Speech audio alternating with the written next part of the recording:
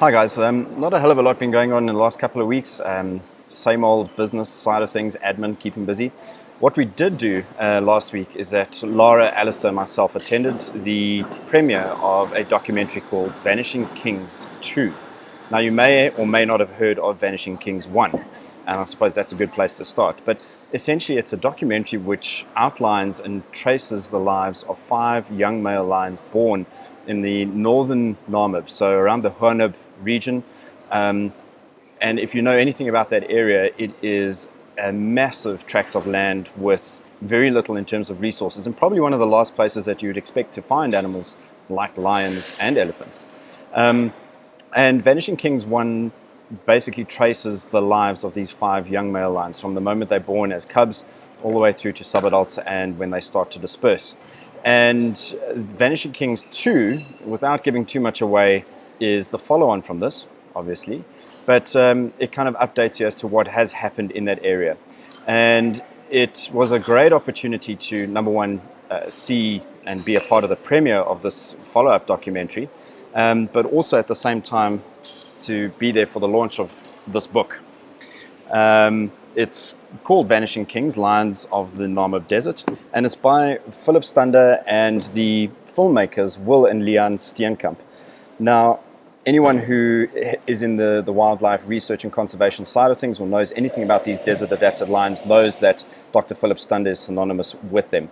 He pretty much discovered a remote pride a number of years ago, has been involved in conservation activities in Namibia for years and years, and is probably the epitome of a dedicated conservation biologist. Spends most of his life out in a vehicle following these lions around, and followed the 5 musketeers for their entire lives as well, documenting it. So this book, which for me last week, first of all, to meet Philip Stander was just an incredible privilege. I remember hearing about him in my undergrad studies and some of the work that he was doing up there. So to meet him was great. But what I really love about this book, and I'm going to be doing a bit of a book review on it in the new week, but is that, the wealth of information that's contained in here usually ends up in scientific publications. And that means that people like you and I don't really get to see or hear or read about it. So the combination of these 2 documentaries, as well as this book, is going to have a massive impact on conservation, and it really has had an influence on the way that human-wildlife conflict in that area is being managed. It's a great book with some incredible images. It shows research and behavioral ecology and home ranges and dynamics of these desert-adapted lion populations in the northern Namib.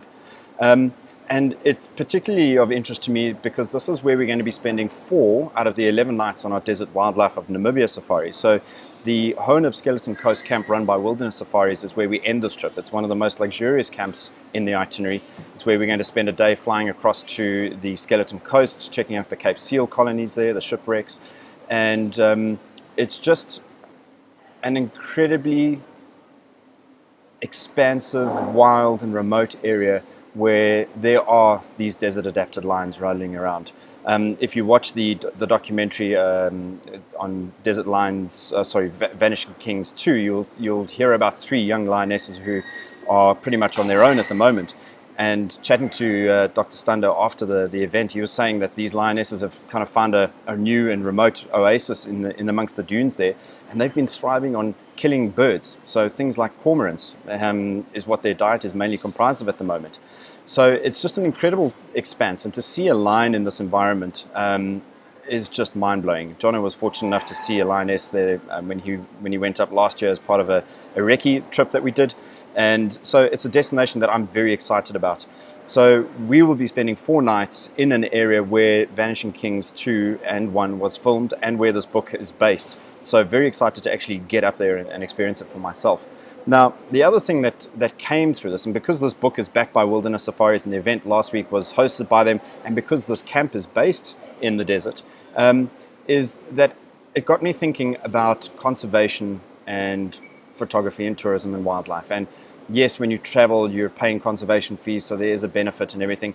But it's an interesting question, and Wilderness Safaris have tagged a kind of a tagline which has been phrased as "purpose is the new luxury," and that got me thinking. And it really, what is your purpose for traveling? what makes you tick? And so I did a bit of a blog post on it, and I asked that question. I mentioned in there what my purpose for this year is going to be. Over and above changing the way that people see the world and creating incredible safari experiences, there's going to be a new element and a new layer to this. And we've started to kind of tick at this layer a little bit in the past with some of our new safaris, like the Wangi Conservation Safari. But I'm going to be traveling with a new purpose this year, and that's my new luxury. And so I ask in this blog, what is your purpose? What is your reason for going on vacation and on photographic safaris? So go and check it out, and keep an eye out on the blog for the book review of Vanishing Kings 2. I will be sharing on that blog post a link to where you can go and order your copy of the book online, and believe me, it is spectacular. If you think that the cover image is something else, you're going to really enjoy it. This is a coffee table book that you'll want to read and not just page through and look at the pretty pictures. So yeah, that's that from my side. Heading off to Madikwe this weekend with the family, which I'm very excited about. Obviously, Madikwe is a place that I've spent a lot of time during my conservation studies and guiding career, and so very much looking forward to getting back to Nkuru Lodge, where we run most of our Madikwe safaris out of, and seeing some of the staff members there that I used to work with a number of years ago. So yeah, very much looking forward to that. You guys all have a great weekend, and do keep an eye out on the blog. Cheers.